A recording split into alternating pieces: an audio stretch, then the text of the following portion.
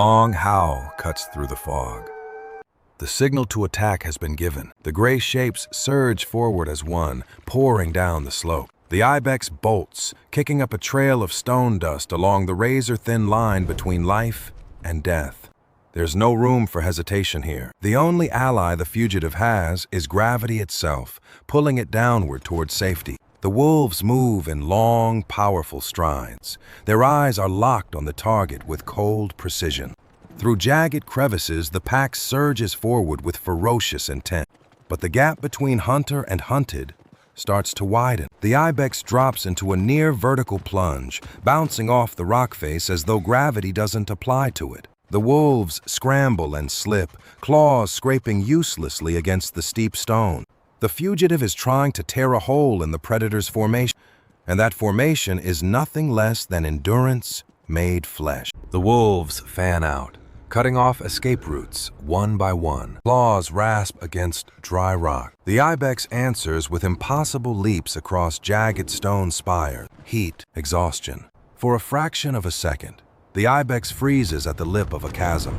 Then it leaps anyway. The wolves throw themselves after it without a second thought. They race along a narrow ledge above the void. Death waits at every footfall here. A single lapse in focus can cost everything. Both sides are now running on the very edge of what their bodies can give. A sheer vertical wall blocks the path ahead. Using hooves built for exactly this, the ibex zigzags up the rock like something out of a dream. Pure desperation drives the wolves to charge straight up after it. But nature plays no favorite. Soft paws and sharp claws are no match for the laws of physics. The wolves slide back down, slipping away in helpless frustration. Still, the gray ghosts don't know how to quit. They don't need to catch their prey right away. They only need to run it into the ground. The moment of impact arrives. Jaws close around the fugitive's thigh. A second wolf lunges in to finish it. The margin between survival and death has never been thinner, but it holds. The grip breaks. The ibex tears forward in one last, desperate sprint, leaving the pack scattered and broken behind it. A massive chasm opens ahead. There's no turning back now. The ibex commits to a leap of pure faith across the empty air. The hunters skid to a stop. They're forced to accept the limits of their own bodies. All they can do is watch, helpless, as their prey slips away. Carrying the mark of near death on its body, the survivor makes its way quietly back to the herd. On this side of the chasm, every last drop of strength is gone. A mournful howl rolls out through the mist, a bitter admission of defeat. Nature shows no mercy. Today belongs to whichever will refuse to break first. In the merciless vertical theater of the high mountains, survival works like a brutal transaction. The currency is oxygen, energy, and blood.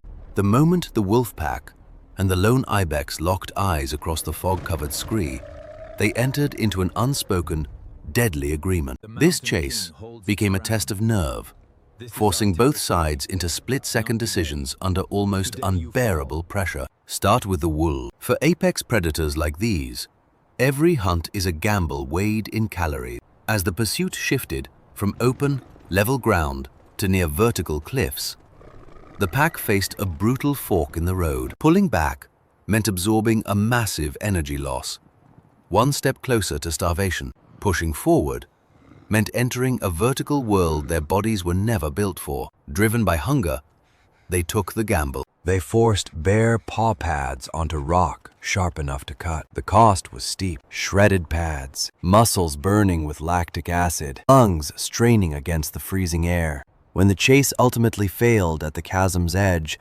it left the pack physically and mentally drained.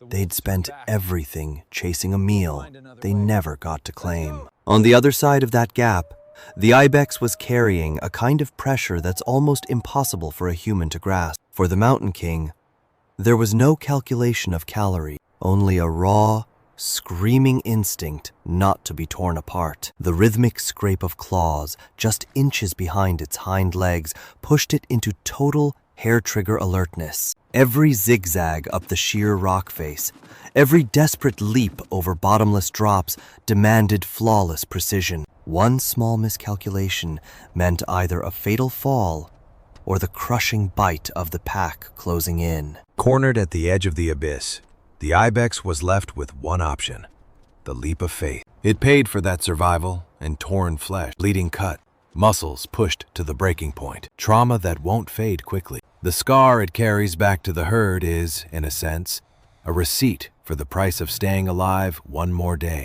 This breathtaking chase lays bare the raw, unfiltered logic of the natural world.